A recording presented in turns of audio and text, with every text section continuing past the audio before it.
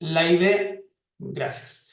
La idea es que la clase sea todo lo participativa que pueda hacer. Así que por favor, me imagino que ya todos son expertos usuarios de Zoom, pueden levantar su mano. Si levantan su mano virtual, tienen demasiada más probabilidad de que yo la vea. Si levantan su mano física, es posible que no la vean. Pero pueden hacer ambas y así se aseguran. Em, ¿Y qué más? Bueno, Carolina, tengo ¿cuánto? Una hora y media para esto, ¿cierto? Más o menos. Es una hora programada. Oh, ya. Sí. Vamos, ya. Miren, no les voy a mentir. Quizás me voy a pasar un poco porque en verdad es mucho. Pero ahí, bueno, si es que está el que se tenga que ir o se quiera ir, se puede ir. Voy a tratar de cumplirlo lo más fidedigno posible. Pero eso. Ya, les voy a compartir pantalla para que partamos de una. Ya, les tengo una noticia que no sé si es una buena o una mala noticia, pero para hacer una clase de introducción al derecho ambiental hay que hacer por lo menos unos minutos de introducción al derecho en general, ¿ya?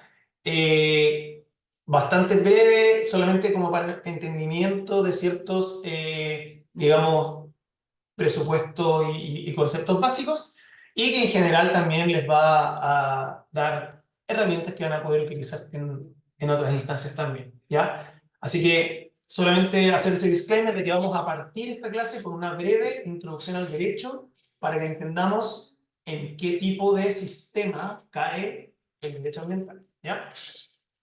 Entonces, partiendo con introducción al derecho.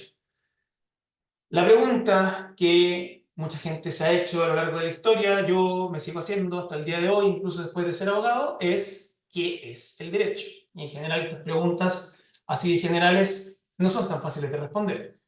Por lo menos uno podría responderlo de todas las maneras que aparecen en pantalla, ¿no? O sea, es tanto la ciencia que estudia el conjunto de principios y normas, esta como facultad de hacer o exigir todo aquello que la ley o la autoridad establece a nuestro favor, o sea, tengo derecho a hacer esto, facultades y obligaciones que derivan del estado de una persona, yo tengo derecho a hacer esto porque soy ciudadano, tengo derecho a esto otro porque estoy casado, etc.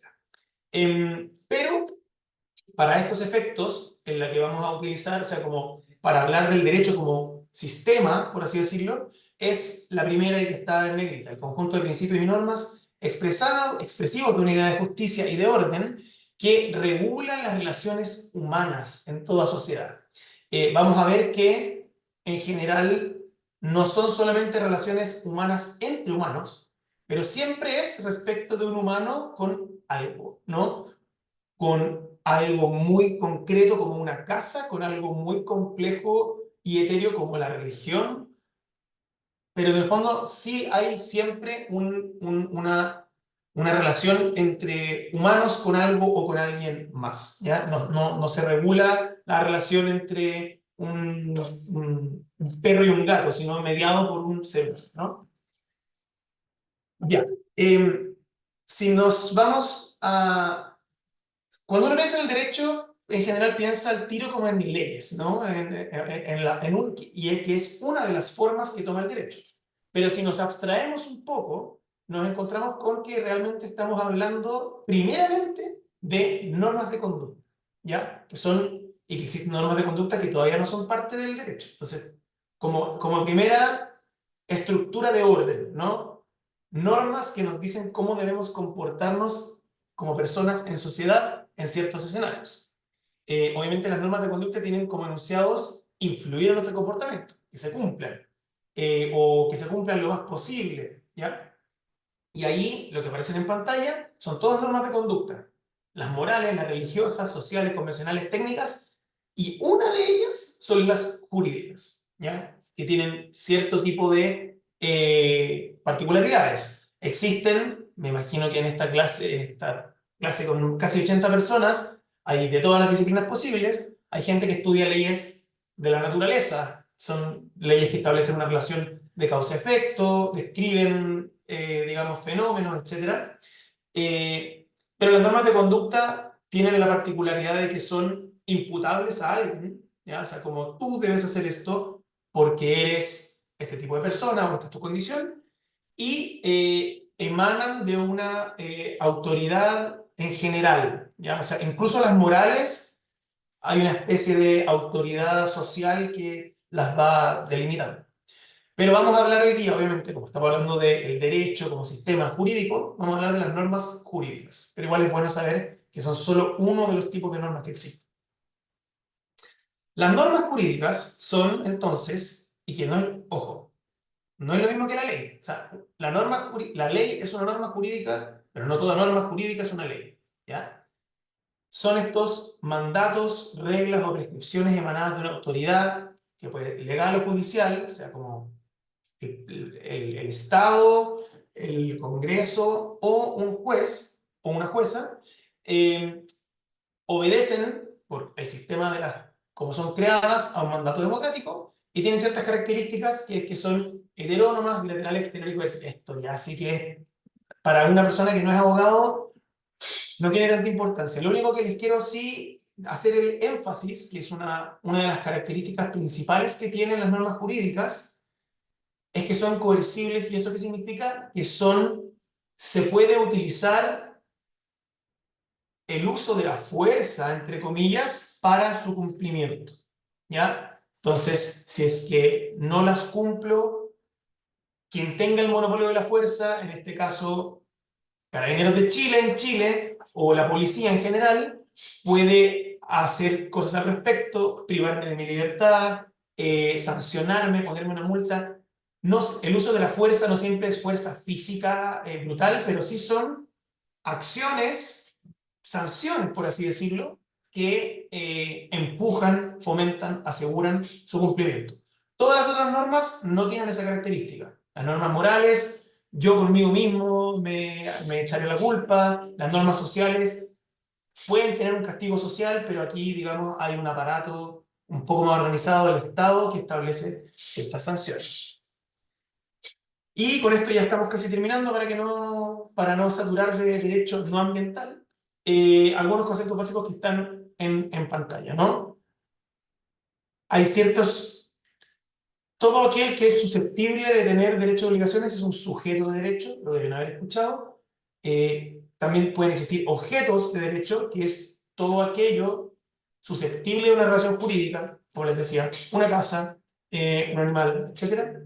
Y existen prestaciones o obligaciones, que es lo que yo estoy obligado a hacer por la ley, y que su contracara es que alguien estaba facultado para exigirme, ¿ya? Si es que yo tengo la obligación y la obligación puede ser de hacer o de no hacer.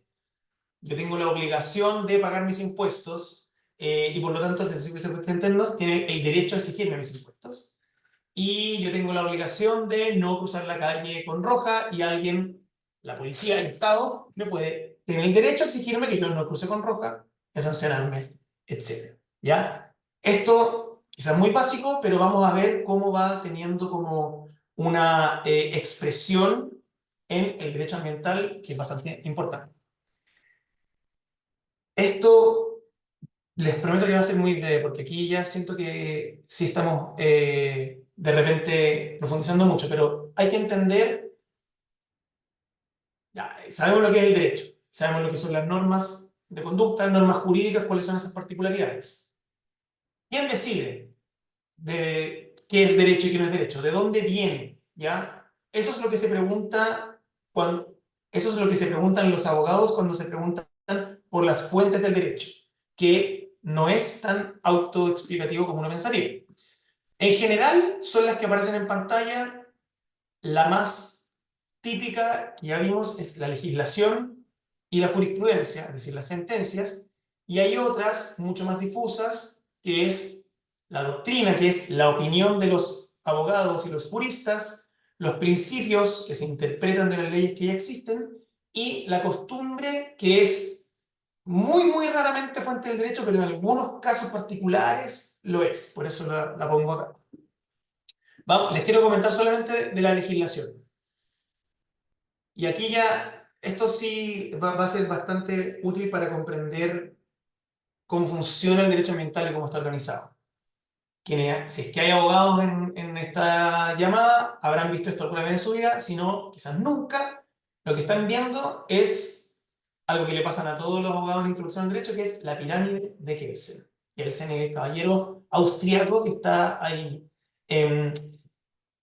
La pirámide de Kelsen es la manera más simplificada de expresar la jerarquía del sistema legal. Esto, nosotros en Chile tuvimos dos procesos constitucionales hace muy poco, entonces como que ahora todos sabemos demasiado más de constitucional que lo que sabría un ciudadano promedio. Pero lo importante es que la legislación como sistema, el conjunto de leyes y normas, es un sistema esencialmente jerárquico que lo más importante en la punta, en verdad es estar en la base, pero en la punta está la Constitución y luego vienen leyes. Hay unas leyes que son más importantes, leyes orgánicas o especiales, requieren un quórum más alto para su aprobación. Leyes ordinarias, esas dos dictadas por el Congreso, con representantes democráticamente electos. Y luego vienen decretos, leyes y reglamentos que son los que los mismos ministerios y el Ejecutivo en general, el Estado, dictan, ¿ya? La jerarquía va en un sentido en que la norma de menor jerarquía no puede contradecir a la superior. Entonces, en el fondo, y esto quizás lo habrán visto en Chile, en las noticias, etcétera, en los casos en los que una ley ordinaria se contradice con la Constitución, quienes identifican esa situación, por lo general, van al Tribunal Constitucional, a que el Tribunal Constitucional diga, hey, esta ley va en contra de la Constitución, o me quitan este artículo, o en verdad esta ley tiene que quedar sin efecto. Lo mismo podría decir uno de los decretos con las leyes ordinarias. En el fondo, la jerarquía para la principal función que tiene es un sentido de para dar un sentido de coherencia, y porque en la Constitución, vamos a ver muy pronto, obviamente están como los principios bases de la sociedad, del Estado del que estemos hablando, ¿ya? Entonces, hablando de la Constitución, y pasando muy rápido porque como les dije ahora somos todos casi expertos en Constitución, el principal contenido que tiene una Constitución, que es importante que lo sepan para entender lo que viene después, es la distribución del poder, derechos fundamentales y principios, ¿ya? Me voy a saltar esta parte para no demorarme tanto y llegar al derecho ambiental, pero ¿hay alguna duda respecto de esto? Aprovecho de preguntar y pasarles por primera vez la posta. De estos contenidos que tiene la Constitución política, ¿se entiende a qué va cada uno o no necesariamente?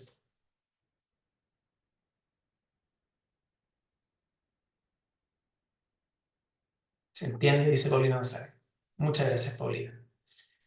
Genial. Bueno, me lo voy a saltar entonces para que podamos ir a lo que vamos. Solamente ahí igual es bueno saber que la distribución del poder, en general uno se imagina el poder ejecutivo, legislativo y judicial.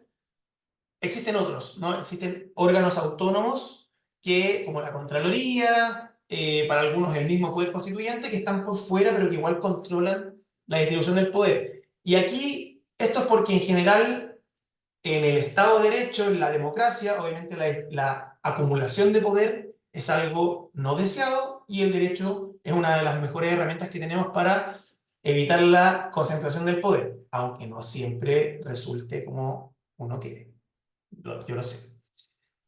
Los derechos fundamentales me lo voy a saltar y los principios constitucionales me lo voy a semi-saltar. Solamente quiero hacerles el ver que los principios constitucionales pueden o no estar explícitos en las constituciones o en las leyes.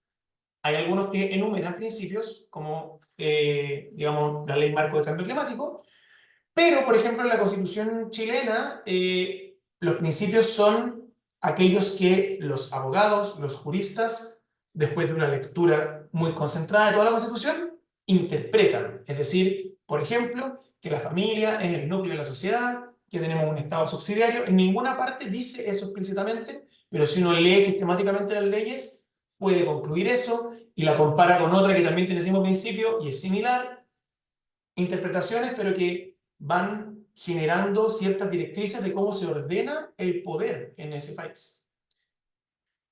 Y si es que estas son las ramas del derecho, ¿alguien se la podría jugar con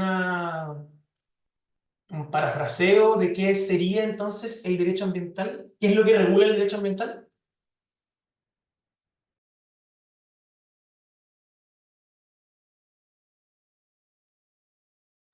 Aquí ideal si fuese una voz de una persona. Adelante, Magdalena. Dantes.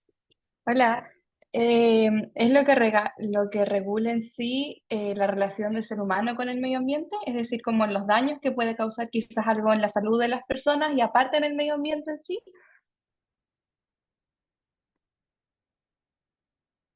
No se escucha. Ahí sí, pero me viste a sentido, ¿no? Sí, súper bien. Es efectivamente eso, con un solo agregado. Son las relaciones entre las personas, el Estado y el medio ambiente. En general igual, el Estado son las personas, así que está bien, está perfecto lo que dijiste. Pero vale la pena también hacer esa diferenciación, ¿no? Es como es en esta triada de ciudadanía, administrados, el Estado y el medio ambiente, de las personas con el medio ambiente, pero también, oiga Estado, usted no puede hacer eso, oiga Estado, yo tengo este derecho respecto de esto, entonces también se le agrega esa complejidad. Pero súper bien, muchas gracias Magdalena.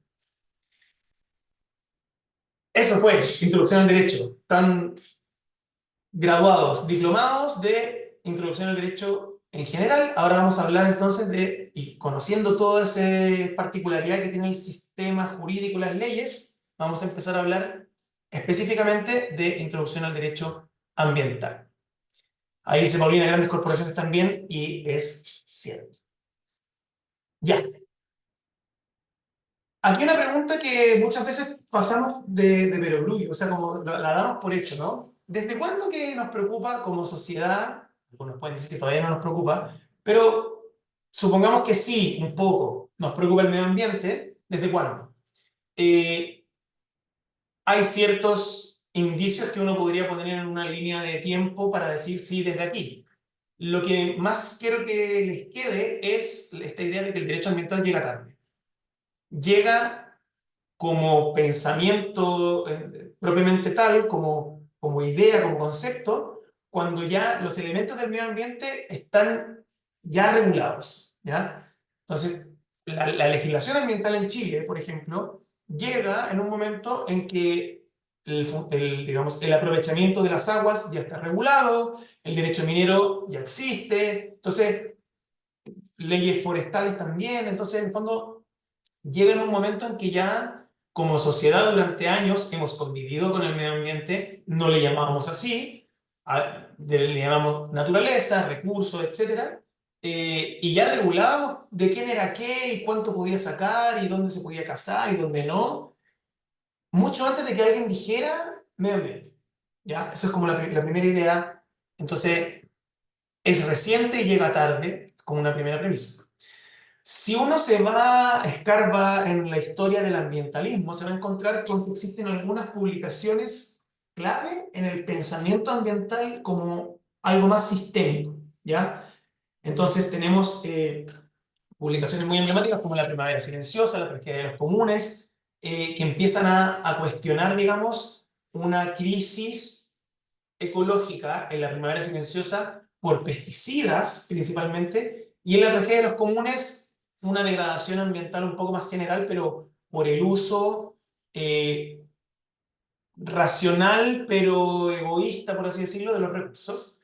Y ya después, desde el 72 en adelante, digamos, a propósito de la expansión de las crisis ambientales, la transfronterización de muchas de ellas, ya empezamos a tener como una idea de un impacto más global, ¿no? O sea, como si seguimos utilizando los recursos de la forma en la que los hemos utilizado como mundo, como sistema mundo, vamos a entrar en una crisis y nos vamos a exponer a una extinción, etcétera, etcétera, etcétera.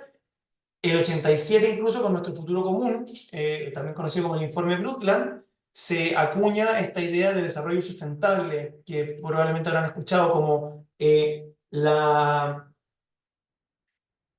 digamos, la necesidad de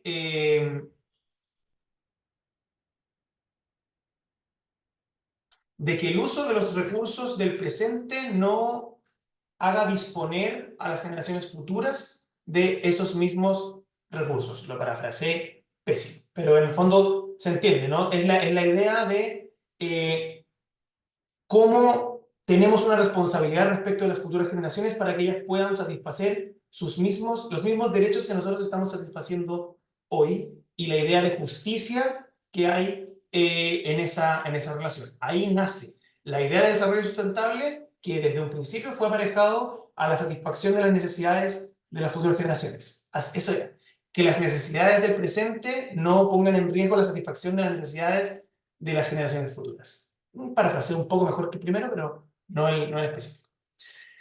Y también hay que pensar que las primeras ideas como de los ambientalistas en verdad eran ideas conservadoras, o sea, no conservadoras, de conservacionistas, ¿ya? Entonces, la protección de la fauna y la flora, pero con una comprensión muy como desde la estética y lo hermoso que son las aves, y dejamos cierto tipo de flores o árboles, etcétera.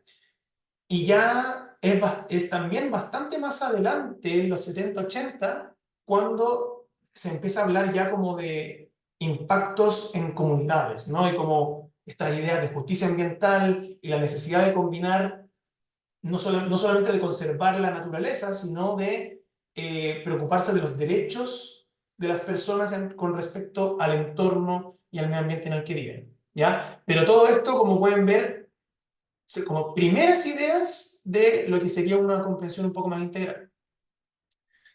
Aquí me voy a saltar esto, pero les va a llegar probablemente, o sea, van a tener acceso a esta presentación, una frase que me gusta mucho de la tragedia de los comunes, que no tenemos tanto tiempo, así que me la voy a saltar. Quiero llegar a esto. El medio ambiente se convierte en un tema de interés público y global, por así decirlo, como un tema internacional. Si uno tuviese que marcar el punto inicial, sería la Conferencia de Naciones Unidas sobre el Medio Humano, el 72, que coincide con la publicación de Límites del Crecimiento. O sea, como un momento fundacional ese año de muchas cosas, digamos. No es casualidad que haya sido al mismo tiempo. Y se establecen los primeros 26 principios de esta conferencia sobre el medio humano, digamos. Todavía muy antropocéntrico, ¿no? O sea, todavía, digamos, las condiciones de vida adecuadas, bueno, dice de hecho el hombre, no como las personas, tienen derecho fundamental a la libertad, la igualdad y disfrutes de vida adecuadas en un medio ambiente de calidad. Y el peligro del agotamiento de los recursos. Eso es lo que nos importa, en verdad, como que no se vayan a agotar los recursos por usarlos de forma poco racional, más que un equilibrio ecosistémico en ese momento, ¿no? Pero no deja de ser que por fin se haya, digamos, comprendido como una idea, un problema más global que tiene que hablarse en Naciones Unidas, ¿no? O sea, tenemos que ponernos de acuerdo globalmente. Desde ese momento, obviamente pasan más cosas, pero hay un salto cualitativo a la primera cumbre de la Tierra, la cumbre de Río de Janeiro.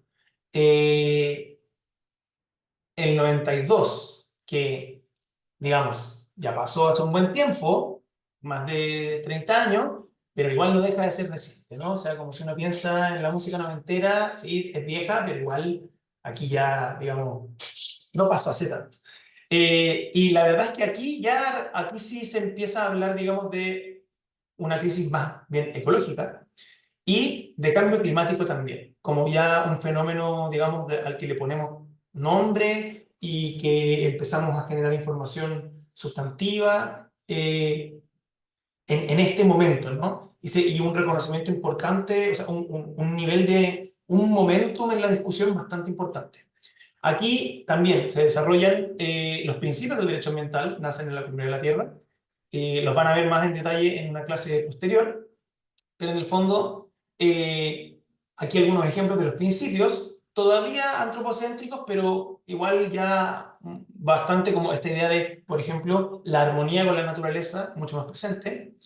Y desde ese momento se adopta la Convención Marco de Naciones Unidas sobre el Cambio Climático y el Convenio de la Diversidad Biológica, que son todavía los cuerpos, los tratados internacionales más importantes sobre esta materia a nivel internacional. La Escazú también, pero ese es un poco más a nivel regional. Y en ese contexto, o sea, desde la Cumbre de la Tierra, empieza a haber como una especie de carrera, como de hype, por así decirlo, del derecho ambiental a nivel nacional. O sea, como que llegó a la Cumbre de la Tierra y después los países empezaron a decir, bueno, entonces hay que ponerse las pilas, vamos a empezar a sacar nuestra legislación ambiental, que otros países del mundo ya tenían, pero en general, en muchos todavía no, y en Latinoamérica sobre todo, todavía no. En Chile en particular es, digamos, el año 94 que se publica la Ley de Bases Generales de Medio Ambiente. En ese momento era presidente Patricio Elwin, era la vuelta de la democracia, y esto que yo les pongo en pantalla es el mensaje presidencial de esa ley, ¿ya? Para que vean cómo, en qué momento está el pensamiento ambiental. Y efectivamente, ya había pasado cierto tiempo, pero el hombre había llegado a la luna, entonces era como, estaba esta idea de cómo se ve la Tierra desde el espacio y que se ve un planeta frágil y finito. O sea, como que, de nuevo, esto mismo que ya estaba como asentándose en la literatura de los límites del crecimiento, pasa suficiente tiempo y llega a una ley. O sea, tiene que haber un nivel de convencimiento importante para que algo, una idea llegue a ser legislada. Y aquí, esta era la narrativa que estaba en el mensaje presidencial, ¿no? Entonces, eh, la percepción de las fronteras de la Tierra, cuando la vimos por primera vez, así como el globo verde con azul, es un planeta con límites, se necesita adecuar entonces el comportamiento de la humanidad a esos límites, límites al crecimiento, a la actividad extractiva, etcétera, etcétera, etcétera. Sobre esa premisa aterriza, digamos, la primera ley, digamos, orgánica de medio ambiente en nuestro país. Sin perjuicio de eso, ya teníamos una constitución que tenía un derecho fundamental a vivir en un medio ambiente libre de contaminación. Lo vamos a ver más adelante. Como todos sabrán, ¿qué es lo que pasó? Este sigue siendo nuestro derecho constitucional a un medio ambiente libre de contaminación, a pesar de que lo tratamos de cambiar dos veces. Pero sigue siendo ese, vamos a ver qué tensiones, qué problemas tiene eso. Pero también en la Ley de Base General del Medio Ambiente se establecen principios más explícitos, no interpretativos, del derecho ambiental en nuestro país, que son obviamente un espejo de los principios del derecho ambiental de la Cumbre de la Tierra y de la Declaración de Río. Pero eso, los van a ver más adelante en detalle con Sofía, si no me equivoco, el detalle de estos principios, qué significa cada uno. Por el momento quédense con que habían en la Declaración de Río y la ley, que está motivada por ese momento, también viene con principios que ha sido muy importante para el desarrollo del derecho ambiental. Vamos a hablar un poco del derecho ambiental en la Constitución porque es, digamos, muy basal para la regulación ambiental en Chile.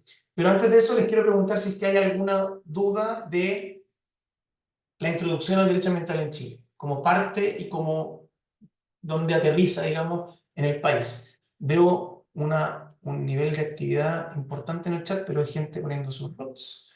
Desconozco por qué. Pero no, abro la pregunta de si es que hay alguna duda respecto de lo que hemos hablado hasta ahora. Cualquiera. Vamos No, clarito. si estamos claritos, solo si es que van a dejar algún material como para introducirnos un poco más, porque me imagino que hay es como un montón de información de todas estas cumbres que ocurrieron en ese periodo de tiempo. Súper, sí, vamos a dejar material complementario de todas maneras. Adelante, Felipe Díaz, que levanto la mano. Muchas gracias. Disculpe, estoy un poco resfriado. La consulta era referente a lo que habíamos visto un poco más al principio en relación a la fuente de los derechos. Entonces, ahí se mostraba que como fuente de derecho aparecía la legislación, jurisprudencia, doctrina. Mi pregunta era si, o sea, ¿Cuáles? Si estas están jerarquizadas también, si hay alguna que se deba considerar más importante de la otra. Y es más que nada en relación porque uno muchas veces escucha que en los expertos en temas medioambientales, como ciertas, eh, yo no estoy muy familiarizado con las terminologías del derecho, pero como sentencias de tribunales, al parecer tienen como mucha importancia e incluso algunas veces más que las leyes. Es básicamente eso. Gracias. Muchas gracias por la pregunta. Una pregunta de la fuente del derecho.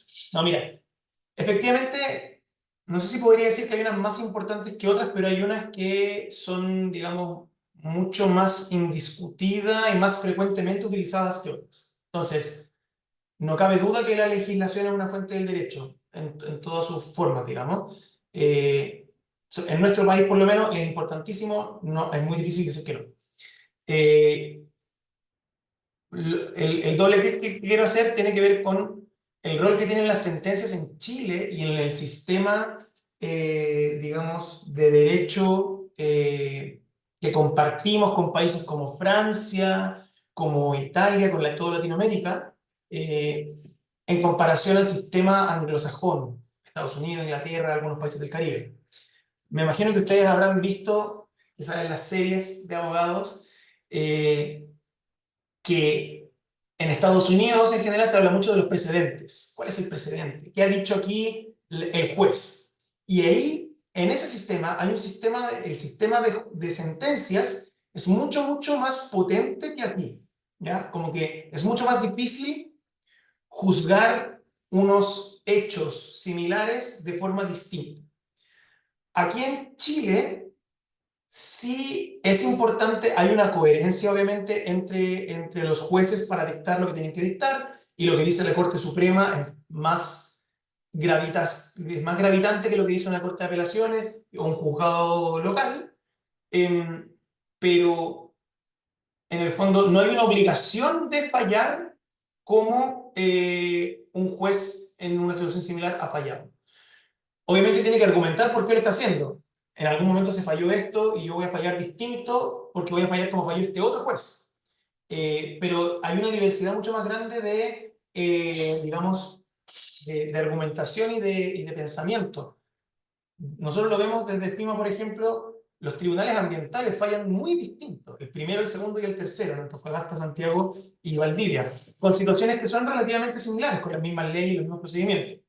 Entonces, las sentencias siempre van a ser una fuente del derecho, pero funcionan distinto también que en un sistema anglosajón. Son bastante importantes, son más importantes las de la Corte Suprema que de apelaciones, pero no son, digamos, sigue siendo más importante como fuente del derecho para la sentencia lo que dice la ley que lo que dice la sentencia. Ese es un juicio, digamos, no sé si personal, yo me adscribo a cierta gente que piensa eso, ¿no? Hay gente que dice, que más, como tú decías, pareciera que son más importantes las sentencias algunas veces que la misma ley. Va a depender, pero yo diría que somos un sistema más legalista que jurisprudencial. Y para las otras, sí, ahí sí que ya entramos en un terreno que es como hay que ir viendo caso a caso. Porque imagínense que para la doctrina, lo que dicen cierto tipo de abogados de cierta escuela, no escuela como de derecho, sino como de cierto tipo de pensamiento, versus otro, yo como abogado que estoy redactando un escrito, elijo este o elijo este según el que me convenga para lo que tengo que decir. Y el juez también puede subsumirse más a uno y al otro. Entonces, y también, o sea, como que yo puedo argumentar que cierto abogado de gran renombre, qué sé yo, el ex contralor Jorge Bermúdez en su libro dice esto y le da cierto tipo de peso, pero no por eso puedo decir algo que no dice la ley. O sea, no por eso puedo alejarme tanto de la ley. Eso con la fuente del derecho, como para entender ese tipo de jerarquía, ¿no? Como que sí, pero no. Hay algunas que son más importantes, más indiscutidas, otras que en su aplicación requiere de un análisis un poco más caso a caso. Eh, vale. Y ahí también dice Paulina González, la ley tiene un efecto general, la sentencia también tiene un efecto relativo, claro, se resuelve respecto de el caso en particular, sin perjuicio de que puede, digamos, afectar a otras sentencias de otros casos, como que hay un efecto siempre relativo, pero puede tener repercusiones. Ya, Eso. Seguimos entonces, para estar dentro del tiempo. Vamos a hablar un poco del derecho ambiental en la Constitución chilena. Y me parece que hay gente también que no es de Chile en el público. Esto les va a servir como un ejercicio de derecho comparado, pero yo ahora les voy a hablar del caso chileno y muy interesante sería también que vayan comentando si es que en sus países es similar, es distinto, si hay alguna diferencia interesante a comparar. Nosotros tenemos en el artículo 19 de la Constitución, que es el que establece los derechos fundamentales, el número 8 es el derecho de vivir en un medio ambiente libre de contaminación. Em, ¿Qué les parece esa afirmación? Abro, quizás también esto lo discutieron, lo vieron en discusiones los procesos constituyentes, pero en general, ¿les parece que el derecho a vivir en un medio ambiente libre de contaminación es una buena redacción, problemática? Opiniones. Hoy día somos todos juristas. Da para mucho. ¿Puedo hablar yo? Dale, ahí Paloma Peralta dice no se cumple, es ambiguo y no veo quién están hablando. Pero adelante, por favor. Vos, en off. Yo soy de Concón. Acá es zona de sacrificio porque está la ENAP, que es una refinería. Y claro, pues la ENAP dice que cumple con el derecho de vivir en un medio libre de contaminación porque cumple con las normas. El problema es que la norma mide solamente algunas partículas. Por ejemplo, el arsénico no lo mide, entonces pueden estar emitiendo pura basura, pura mierda, pero mientras cumpla con no emitir lo que dice la norma, está bien. Eso. Perfecto, muchas gracias. Ahí te vi, Pamela. Efectivamente, nos diste un muy buen adelanto de uno de los principales problemas. Parece que hay un estándar normativo, hay un estándar de qué se entiende por contaminación y por lo tanto eso complejiza mucho la aplicación más ampliada, por así decirlo, de lo que podríamos entender por vivir en un medio ambiente libre de contaminación. Ahora, bueno, esa redacción tiene una complejidad, pero, por ejemplo, lo que viene después, igual es bastante interesante, ¿no? Es deber del Estado velar para que ese derecho no se vea afectado y podrá establecer restricciones específicas al ejercicio de determinados derechos o libertades para proteger el medio ambiente. Cuestión que vemos poco, pero se puede hacer y la Constitución lo permite, ¿no? Entonces, aquí, por ejemplo, también, para que en el derecho todo es un ejercicio de constante interpretación porque se trabaja con el lenguaje. Entonces, en el fondo, dos abogados leyendo la misma ley, leen dos cosas totalmente distintas y se respaldan en gente que a su vez leyó anteriormente cosas distintas y dijeron cosas distintas. Va construyendo interpretación. Entonces, lo que yo les muestro ahora es una definición que uno puede extraer de las actas de la Comisión Ortúzar, o sea, como cuando se estaba generando la Constitución, de qué implica. Y ahí José Luis Segaña, un jurista de renombre, decía que es aquel compatible con la salud y la vida humana, pero también con el despliegue de actividades productivas que la misma Constitución reconoce. Entonces, minería y aprovechamiento de aguas, como que hay una idea de compatibilidad entre la protección ambiental y el desarrollo, esencial en ese artículo, según don José Luis Sea. Años después, digamos, en análisis de doctrina y también en sentencias, aquí Fernando Duñac señalaba, abogado del presidente de FIMA, por cierto, declaraba que el derecho a vivir en un medio ambiente libre de contaminación es un derecho que emana del derecho a la vida. El derecho a la vida considerado no solamente como la mera subsistencia, sino como una vida propiamente humana que permite un desarrollo físico, intelectual y espiritual. O sea, las dos interpretaciones que ven en pantalla son de la misma norma que dice lo mismo y tienen ese nivel de diferencia de alcance y esto después, o sea, estos argumentos después se vierten en escritos y después aparecen en sentencias y se va configurando un entendimiento. Por supuesto que hoy en día la comprensión de un estado libre de contaminación es mucho más amplia que solo eso, pero de todas maneras igual se ve un poco limitada por esa redacción tan, digamos, restrictiva. Ya, entonces, en el artículo que acabamos de leer, existen ciertos elementos, digamos, ¿no? Se puede, dentro del derecho de vivir en un medio ambiente libre de contaminación, están estos tres elementos fundamentales. Cuando hablamos de vivir, hablamos de la vida humana. O sea, sí, todavía, ¿no? Aunque no nos guste. Es un enfoque de la vida de las personas principalmente. Lo interesante es que es un derecho difuso colectivo. Somos todos titulares y la vulneración de uno implica la vulneración de todos. Y eso es algo que el derecho ambiental viene a remecer, digamos, en bastante, en las ramas del derecho en general. No existen tantos derechos colectivos en la regulación y el ambiental es precisamente uno. Entonces no es el derecho, es tanto el derecho de cada uno de los individuos de una comunidad a no respirar contaminantes, pero en verdad es el derecho de todos al mismo tiempo. No sé si me explico. O sea, como que hay una demanda por una comunidad, por una población en general, y no es como que cada uno tiene que hacer 1 millón de demandas para, digamos, no sé, cierto tipo de comunas, Santiago, etc.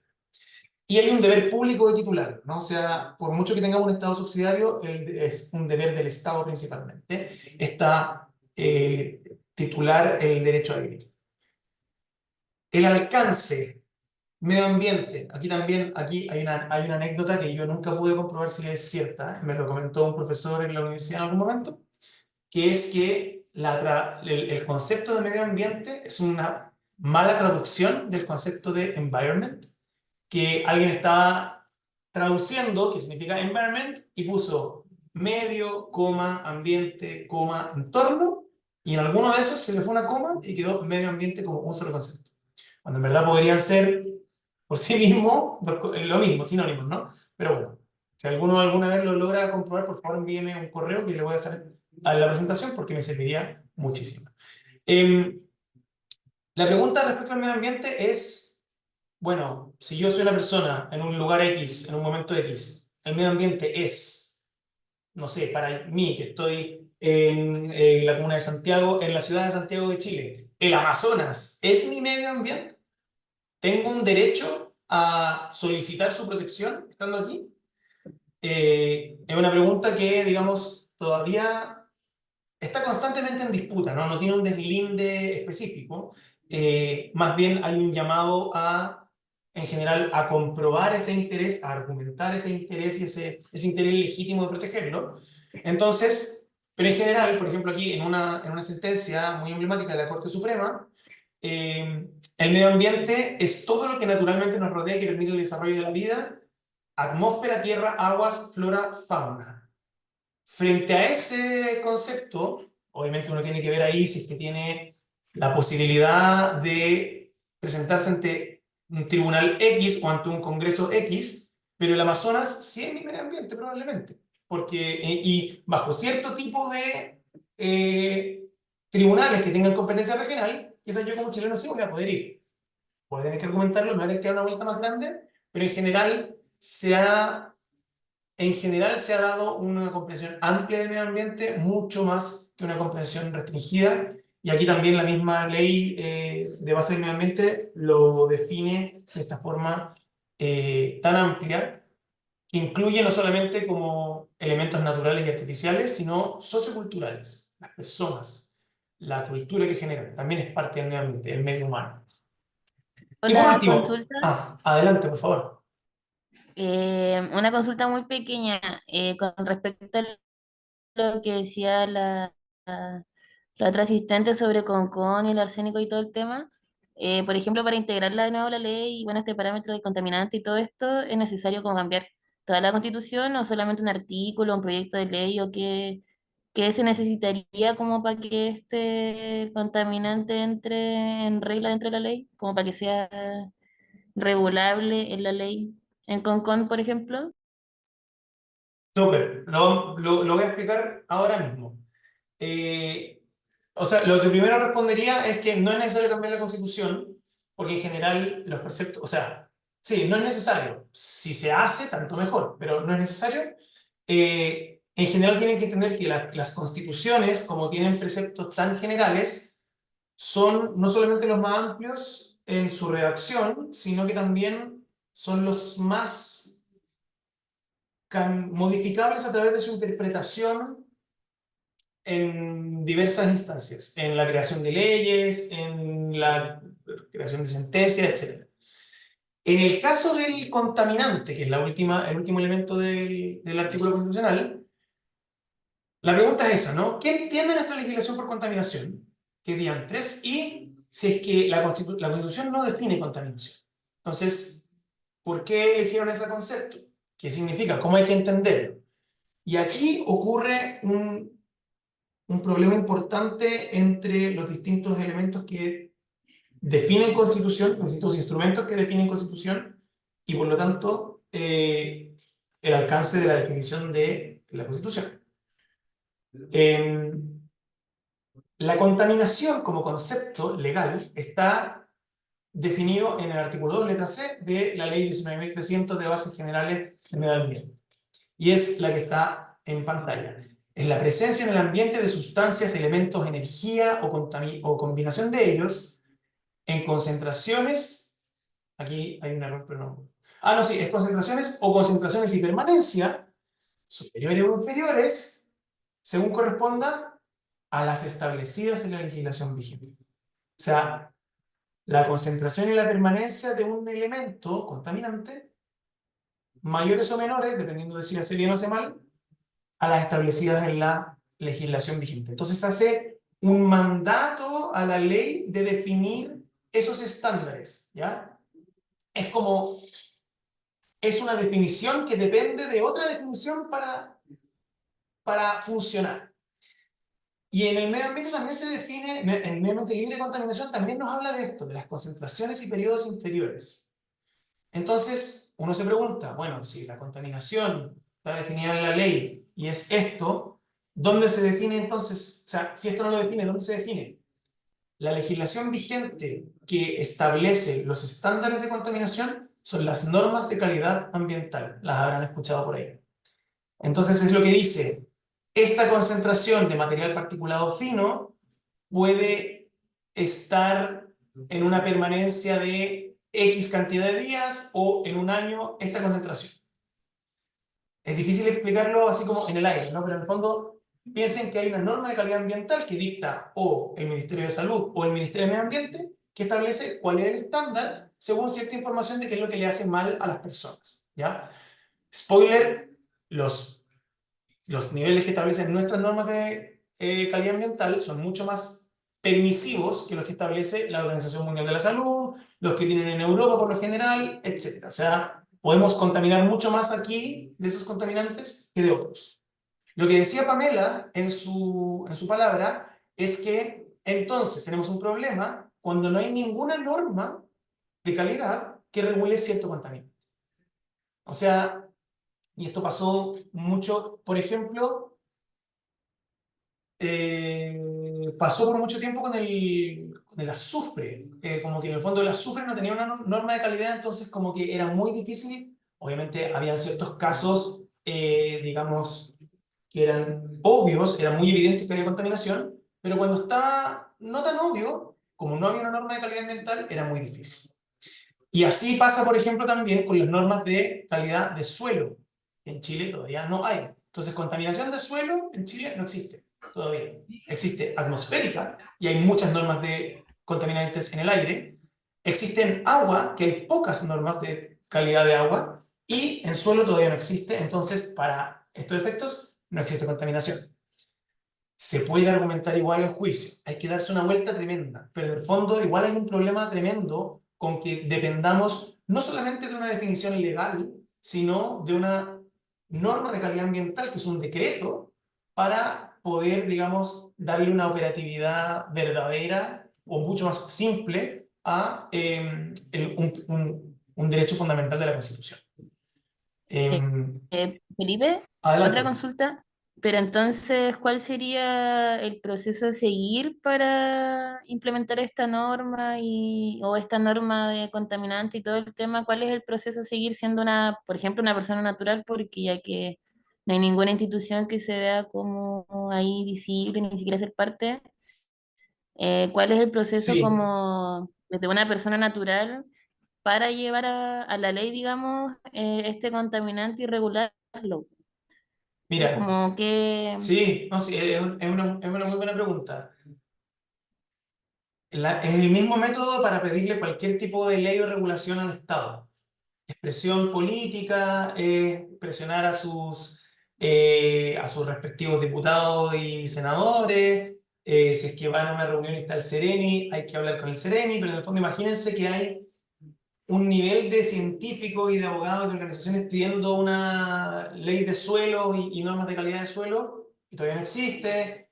Hay unos procesos de normas de calidad, por ejemplo, creo que la norma de calidad del río Huasco, por ejemplo, Huasco siendo una zona de sacrificio hace muchos años, que recién la están haciendo. Entonces, las normas de calidad son un decreto que emite el Ministerio de Salud y Medio Ambiente y hay que presionar, exigir, concientizar un montón, como todo, como básicamente un poco de activismo y de incidencia política para seguir demandando eso. Pero lamentablemente, bueno, hay algunos procedimientos que nos pueden ayudar, ¿no? Pedir una audiencia por ley de lobby y decir, oiga, bueno, ¿pero hasta cuándo? Pero piensen que en el fondo una cantidad de contaminantes que no están regulados todavía, obviamente que hay algunos muy urgentes como el que señalaba Pamela ahí en Concón, pero es expresión política para los tomadores de decisión principalmente. No hay una manera de solicitar formalmente la declaración de una norma de calidad ambiental, lamentablemente. Disculpa, Vale, muchas Felipe, gracias. no Dale, sé cómo levantar la mano, así que voy a hablar nomás. adelante. Em, yo vengo de la provincia de Chacabuco, también zona de sacrificio por las mineras, principalmente por el tema de los relaves. Y bueno, no tenía mucho conocimiento en verdad de las leyes, muy básico, y me llama mucho la atención que, por ejemplo, el segundo párrafo que dice ahí, dice aquel en que los contaminantes se encuentren en concentraciones y periodos inferiores a aquellos susceptibles de la Constitución, un riesgo a la salud de las personas, a la calidad de la vida de la población, a la preservación de la naturaleza o a la conservación del patrimonio ambiental. Y los relaves acá en esta zona yo tenía como 6 años cuando me noté que existían los relaves y ahora tengo 21 y existen, ya no es uno, son aproximadamente dos. Se sigue trabajando con los relaves, ahora se va a reutilizar el agua de estos contaminantes. No, no tenemos agua ya como comunidad. Ahora ellos van a seguir reutilizando el agua de los mismos relaves para uso industrial y la gente sigue sin tener agua. Al tener esta problemática que es tan notoria, que afecta a la ciudadanía, que afecta a la población, que afecta a la salud, que afecta a los ecosistemas, que nos afecta de muchas maneras, eh, caigo en la misma pregunta que la compañera, porque al final, cómo nosotros, incluso cuando esto apareció en la tele y todo, se basan en cómo compensarlo con estas compensaciones, vale la redundancia, compensaciones que ni siquiera se basan como en medio ambiente o en la calidad de vida de las personas, sino compensaciones que son como más transporte público o wifi en las casas de las personas, que en verdad no llega a ninguna solución, la población cada vez disminuye más, los relaves crecen y me preocupa, sinceramente, como persona de este territorio me preocupa y qué acciones podemos tomar fuera de apretar. Como tú dices, son procesos muy lentos, entonces, ¿qué hacemos? ¿Qué va a terminar pasando acá? Claro. Mira, qué bueno que salieron estas preguntas también que con... Es indignante tener una clase de derecho y ver lo que dice la ley y ver que no se cumple, ¿no? O sea, como que yo creo que eso es lo que está pasando en el público, es la idea también de esta clase. Lo que se puede hacer lo van a tratar otros colegas en otras clases más adelante. Ya, o sea, como que van a seguir, y esta es la introducción y van a seguir profundizando en toda la herramienta, en todos los sistemas que existen. Así que es importante que vayan a esas clases. Lo único que puedo decir por el momento es que obviamente despojado de todo esta como, por fuera de toda la regulación específica que existe en la ley, en los reglamentos, etcétera, etcétera, siempre ha existido el derecho constitucional a vivir en un medio ambiente libre de contaminación y siempre ha existido el recurso de protección, que es la manera de exigir que se cumplan esos derechos constitucionales, ¿no? O sea, como ir donde un tribunal, en este caso una corte de apelaciones, y decir, oiga, aquí no hay un derecho, hay un medio ambiente libre de contaminación, me lo están vulnerando, restablezcase el imperio del derecho. Eso es lo que uno le dice a un tribunal, digamos. El problema, o sea, el momento en que nos encontramos ahora, bueno, siempre ha sido un problema porque hay muchas cosas que probar, es muy difícil probar temas de daño ambiental o de impacto ambiental, pero se lo van a contar más adelante. Estamos viendo un problema que tiene que ver con la nueva institucionalidad ambiental que tenemos, en que ahora tenemos ciertos procedimientos específicos ambientales que hacen que digamos, el velar porque el cumplimiento de los derechos constitucionales sea cada vez más raro. Se requiere de medidas cada vez más urgentes para que realmente como que pase la admisibilidad de un recurso de protección. ¿Por qué? Porque, por ejemplo, el tema de los relaves, que son una actividad, un producto, un residuo de una actividad minera que por lo general se va acumulando por décadas, uno va y le dice, no sé, a una corte de apelaciones, oiga, en verdad se está vulnerando mi derecho, restablezcan. Y esta persona, o sea, esta persona, el juez, la jueza, te va a decir, su problema es con los residuos del proyecto X. El proyecto X pasó por el Servicio de Evaluación de Impacto Ambiental, por el CEDIA, y tiene una resolución. Si es que usted cree que eso está incumpliendo, vaya al Tribunal Ambiental. Como que últimamente nos hemos enfrentado cada vez más con que tiene que pasar algo como las intoxicaciones masivas en quinteros, algo de ese nivel de como un hito muy puntual y urgente que requiere de una acción inmediata para alegar esto, y mucho menos es mucho más difícil ocupar ahora el derecho constitucional para abordar impactos más sistemáticos de ciertas actividades en el medio ambiente. Eso es lo que te puedo decir de qué es lo que puede hacer uno. Yo te diría, puedes pedir que se respete tu derecho fundamental de vivir en un medio ambiente libre de contaminación, pero probablemente, como hay un procedimiento específico, te van a derivar, así como cuando uno lo derivan en los sistemas de salud, algo similar y igualmente frustrante. Entonces, ¿qué se puede hacer? Lo van a ver más adelante. Lo que yo diría, o sea, el ABC es recursos de protección cuando sea un caso, haya pasado algo urgente y nuevo, y el resto en general son denuncias ante la Superintendencia del Medio Ambiente, y de repente sale algo que puede dar una solución. Y el resto es, digamos, presión política a la municipalidad, el gobierno regional, todos los tomadores de decisión, hasta que el problema sea ineludible, ¿no? Es un problema ya no solamente ambiental, de salud pública, económico, está generando conflicto. Lamentablemente, esas estrategias se utilizan muy de la mano. Adelante Pamela, y después, no puedo ver quién más, pero adelante Pamela.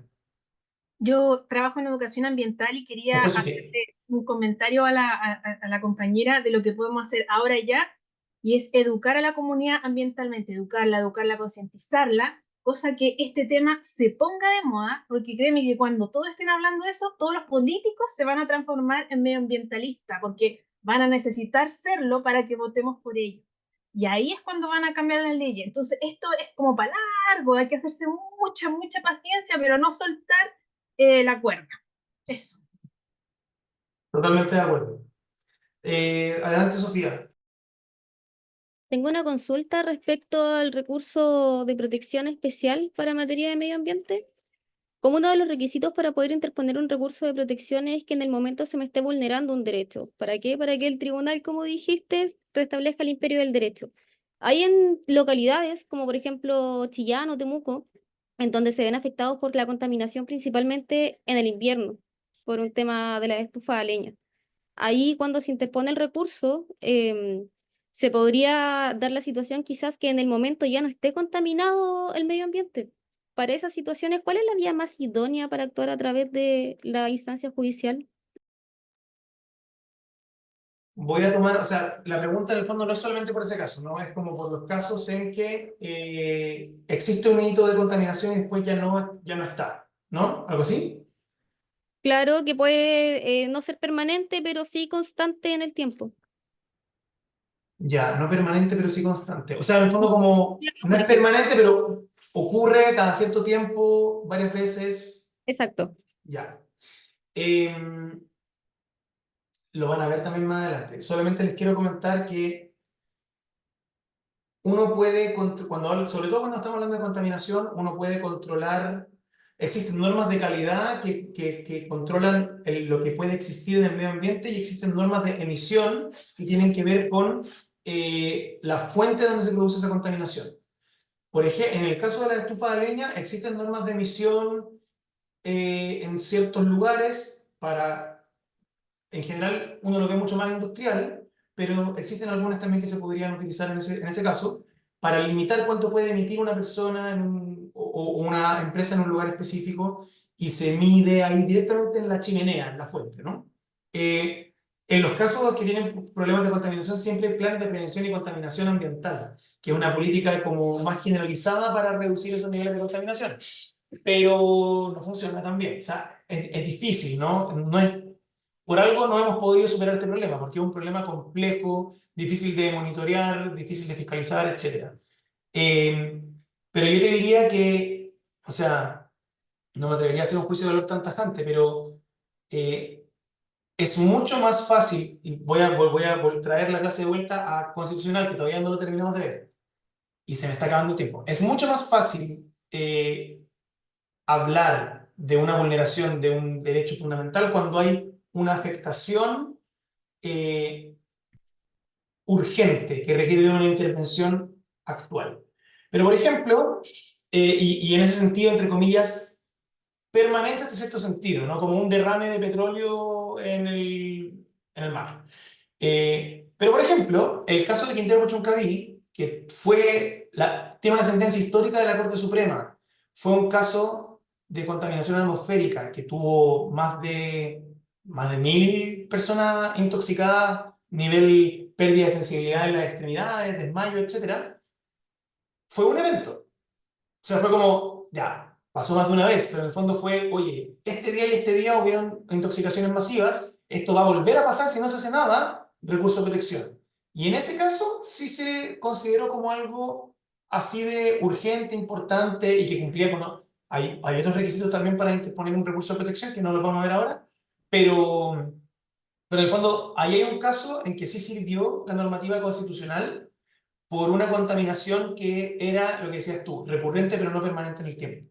O algunos dirían quizás permanente con algunos más intervalos, unos picos, ¿sí? Pero eso, yo te diría, quiero responder la pregunta de esta forma, no hay ninguna vía más idónea que otra de por sí. Hay que ver en cada caso y por lo general son todas al mismo tiempo, en alguna medida, ¿no? O sea, como recurso de protección, si me va mal, denuncias, mientras tanto educar a la población, o sea, como que lo importante, y este es el llamado que hago yo, quizás como abogado, es no subestimar, a pesar de que la ley no se aplique y no se cumpla como uno quiere, no hay que dejar de usarla, porque si ahí entonces regalamos la cancha. O sea, en el fondo, la ley y la regulación siempre va a funcionar mejor mientras más gente la use y mientras más gente la use para el interés público, o sea, no para bypassarse la ley, sino para aplicarla. Y de verdad que nosotros hemos visto casos en que hemos utilizado una norma, hemos perdido juicios, hasta que lo usamos tanto que ganamos una vez y eso hace un cambio en la jurisprudencia, en la ley, etc. Así que más que una vía más idónea que otra, el llamado es a usar la vía jurídica complementaria a todas las otras vías de educación, de incidencia, presión política, etc. Vamos a seguir, porque si no, no vamos a terminar, pero están muy interesantes las preguntas.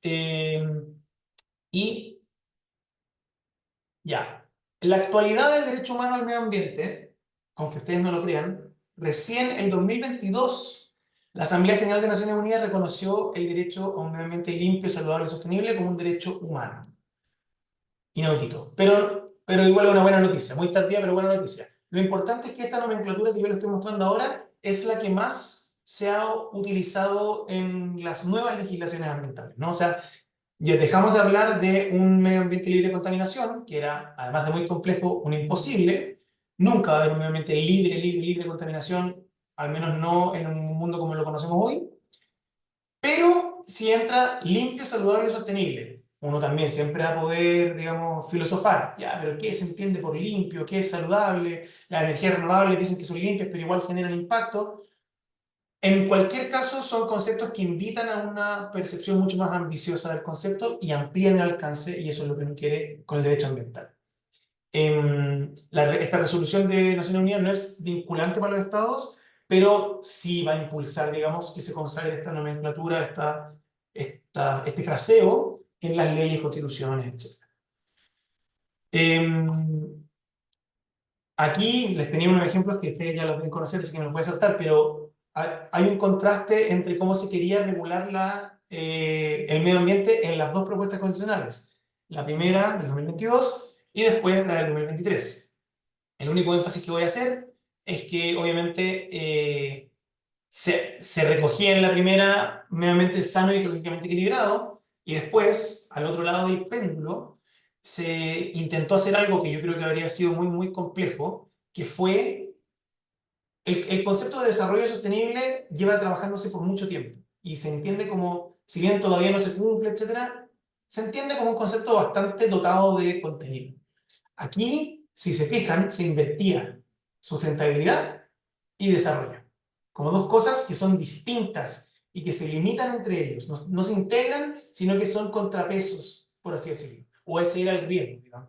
Y de hecho, el mismo capítulo que regulaba el medio ambiente era protección del medio ambiente, sustentabilidad y desarrollo, al final. Entonces, no llegó a puerto, pero en el fondo fue interesante ver ese contraste, ¿no? Como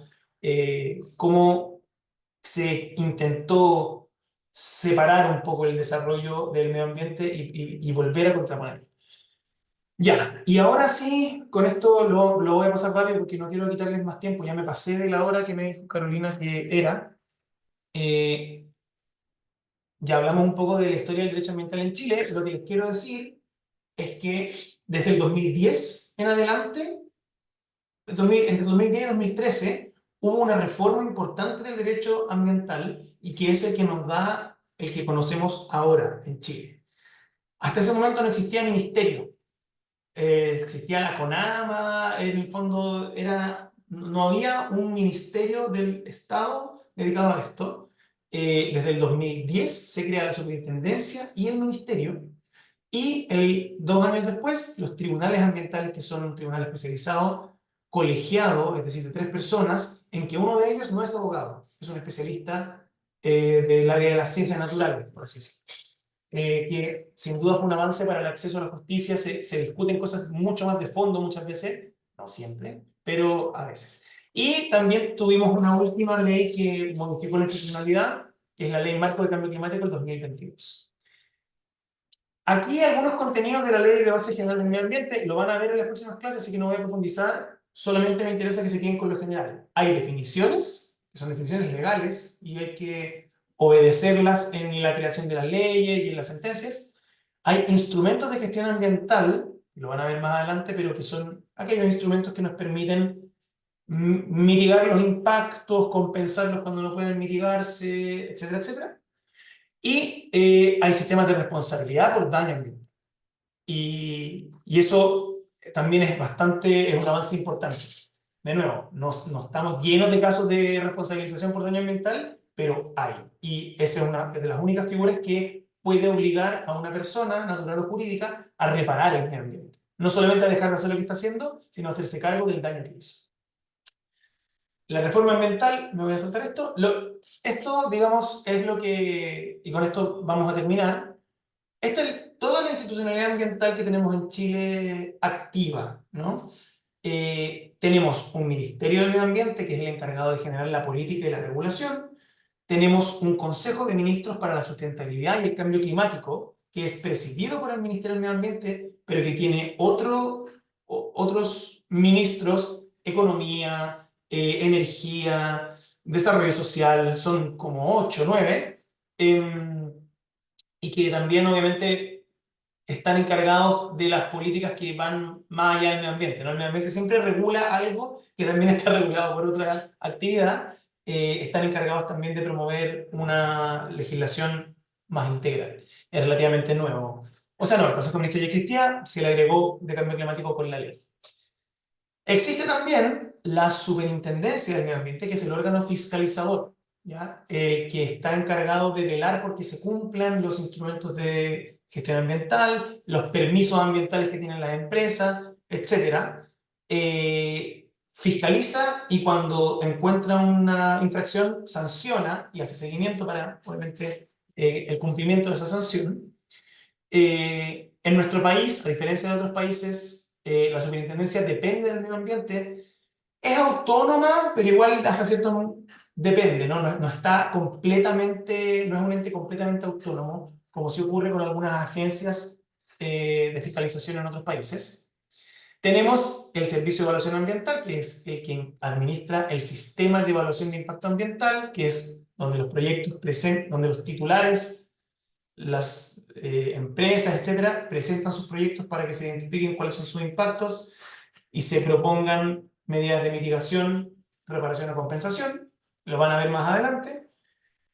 Y están los tribunales ambientales que ya hablamos y que tienen unas, digamos, dependen y muchas veces son revisadas sus sentencias por la Corte Suprema. ¿Ya? O sea, igual están dentro del sistema de judicatura en Chile. Y nuestro más reciente servicio, que estuvo, o sea, estaba planificado desde que se hizo la reforma en 2010, era el Servicio de Biodiversidad y Áreas Protegidas, que estuvo en un estado de vacancia, o sea, sin un reglamento que le diera, sin una ley que le diera existencia, durante más de 10 años, y que fue un problema gigante, o sea, era como una vergüenza decir que teníamos ese pendiente arrastrado, y ahora por lo menos ya estamos avanzando, no ha estado exento de críticas, pero vamos a tener un servicio encargado específicamente de la protección de la biodiversidad y de la gestión y el manejo de las áreas protegidas, que hasta hace un tiempo era CONAF, o sea, como una corporación forestal, con una figura rara entre público y privado. Esto era lo que nos merecíamos desde hace un buen tiempo, llega tarde, pero igual no deja de ser una buena noticia que por fin haya salido. Y aquí me salté el comité de ministros, digamos, esto también quizás lo habrán escuchado. En algunos escenarios, cuando hay, digamos, una reclamación por el titular o por la comunidad de un proyecto que fue aprobado o rechazado y que se cree que no se cumplió no, la resolución no es fundada según la ley, según un montón de variables, hay una de las instancias que es el Comité de Ministros, en que no solamente el ministro de Medio Ambiente, sino también otros ministros, de nuevo, Energía, Economía, Desarrollo Social, etcétera, etcétera, toman una decisión. Y eso también ha sido objeto de crítica porque en el fondo muchas veces hay una decisión extremadamente política y no tan técnica en la aprobación de ciertos proyectos. Hay quienes defienden que hay cierto nivel de decisión política porque si fuese por lo técnico, quizás también estaríamos aprobando una cantidad de cosas de dudosa procedencia, pero no deja de ser una polémica y se los confieso, se los confirmo en este caso. Justo iba a dar acceso, o sea, iba a abrir dudas, así que adelante, Pablo. Pablo. Ya, bueno. Pasa de que, por ejemplo, en este esquema que está re bueno, ¿en qué parte entra la participación, por ejemplo, de la Policía de Investigaciones? Porque ellos tienen como un departamento de medio ambiente, tengo entendido, y no sé con qué trabajan directo con el CEA o con la superintendencia o con todo, es como un organismo aparte, pero como que, ¿en qué parte de cita podríamos ponerlo ahí? O si es que hay alguna otra organización que no está metida acá, que igual influye, por ejemplo, en los procesos de investigación. Súper buena pregunta, y de hecho lo voy a corregir para la próxima clase que haga. Yo diría que efectivamente Policía de Investigaciones tiene un departamento ambiental que ve cierto tipo de como delitos ambientales que pueden ser investigados en este caso. Hay algunos casos de, digamos, algunas negligencias muy graves de residuos peligrosos, creo que temas de incendios también. Yo creo que no va ni arriba ni abajo, va como en paralelo, ¿no? Es como cierto tipo de procedimiento que es un delito ambiental, o un delito que uno le podría poner el apellido ambiental, porque no siempre lo señala así, puede ser investigado por Policía de Investigaciones. Y también yo pondría aquí las municipalidades, ¿no? Las municipalidades también son parte de la institucionalidad ambiental, a veces tienen direcciones de medio ambiente o de aseo y ornato, que igual tienen funciones de medio ambiente, también fiscalizan, también tienen ordenanzas ambientales y a veces se conectan con la superintendencia del medio ambiente o no, participan en ciertas evaluaciones ambientales, etcétera, y también a veces se coordinan con Policía de Investigaciones. Yo creo que esos dos van sí o sí. Ahora, entendiendo que el medio ambiente también regula cierta actividad sectorial, forestal, agricultura, energía, uno también podría seguir agregando organismos, y la ley, digamos, los define como organismos con competencia ambiental, que son los que cuando hay un proyecto en el sistema de evaluación de impacto ambiental, se tienen que pronunciar. Entonces llega la CONADI, por ejemplo, también se pronuncia sobre el medio humano, llega la MUNI y se pronuncia, llega el CEREMI de Agricultura, el SAN, también son parte de la institucionalidad. Este es como el núcleo, digamos, ¿no? El concentrado. Pero lo voy a poner para la otra. Hay organismos con competencia ambiental que orbitan todo esto y que de todas maneras también son parte de ese sistema. Así que muchas gracias, Paula, por la duda. Y ahí Paulina también nos dice los organismos intersectoriales también, por supuesto. La Contraloría también en ciertas medidas, sus dictámenes también tienen contenido ambiental, etc. Adelante, Felipe. Muchas gracias. Una pregunta cortita en relación a esta controversia que ha salido últimamente de lo que es la permisología, de cómo el gobierno iba a abordar esta evaluación 2.0. A juicio de usted, ¿nuestra institucionalidad ambiental es adecuada, es completa? O, por ejemplo, en relación a otras naciones, hay quizá elementos que le pueden faltar. Eso, muchas gracias. Súper buena pregunta. Mira, esto es a juicio personal, ¿no? No estoy hablando por FIMA, pero yo creo que algunos de mis colegas compartirían. Obviamente hay un incentivo perverso, por decirlo menos, en la permisología, ¿no? De los permisólogos, así que no sé si se serán llamar así ellos. Porque en el fondo la premisa que está detrás de esa narrativa es, oye, los proyectos se están demorando mucho. Digamos, ordenemos el gallinero y hagamos que esto sea más eficiente porque estamos perdiendo tiempo valioso, plata, etc. En el derecho administrativo existe lo que se llama como los sistemas de ventanilla única, ¿ya? Que en el fondo es, venga y páseme toda su documentación de distinta índole en esta, no es una ventanilla física, a veces sí, pero a este ente, a este ser, y aquí le vamos a sistematizar todo y le vamos a hacer todo aquí mismo, no va a tener que ir a todos los servicios por sí solos. El servicio de evaluación de impacto ambiental es un sistema de ventanilla, el sistema de evaluación de impacto ambiental es un sistema de ventanilla única en cierta medida, porque uno le va y le entrega al servicio de evaluación de impacto ambiental sus permisos ambientales, pero también sectoriales, permiso de generar cierto tipo de residuo, permiso de cortar cierto tipo de bosque, etcétera, etcétera, etcétera. Entonces, ya, bajo la premisa de que nos estamos demorando mucho en la evaluación ambiental de los proyectos y estamos perdiendo tiempo y plata, uno podría decir, mira, ningún problema con que hagamos que algunos permisos se soliciten y se otorguen de manera más eficiente. Como que no hay nada de malo con eso, estamos todos a favor de la eficiencia, los recursos públicos son limitados, y hay una parte del discurso de la permisología que uno podría decir, ok, pero lo cierto es que los proyectos que más se demoran en el sistema de evaluación de impacto ambiental no tienen que ver siempre con el permiso especial 304 y una especificidad de ese tipo.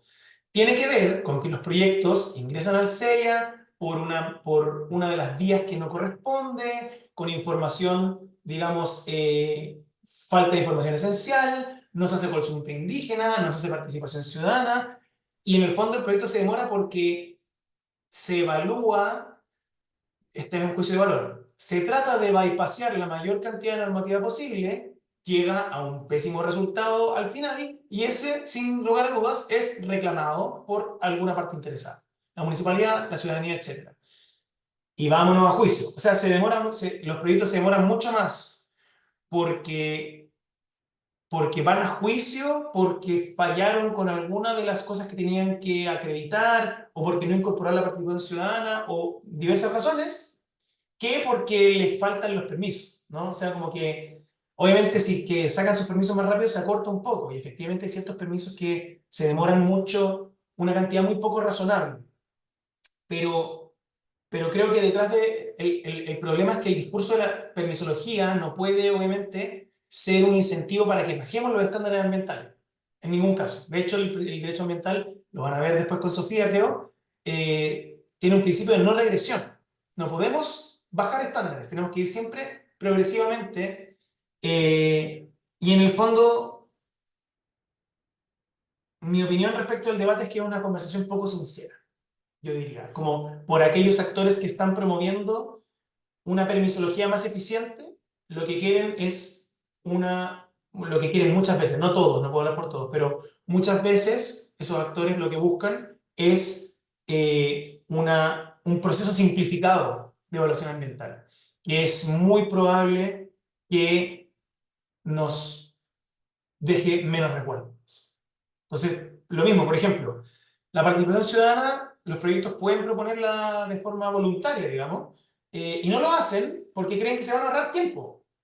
Y entonces, ¿qué termina pasando? Que la gente termina pidiendo participación ciudadana, se las dan o no se las dan, después reclaman, etc. Y si hubiesen ahorrado un montón de tiempo, si hubiesen hecho una participación ciudadana como se debe desde un principio. Entonces, eso, creo que es una conversación poco sincera, creo que hay un montón de cosas que se pueden mejorar en términos de eficiencia, pero bajo ningún motivo bajar estándares ambientales para que esto sea más rápido, incluso con los proyectos que tienen una apariencia de sustentabilidad, de energía renovable, de reciclaje, si es que se evalúa mal, igual genera impacto.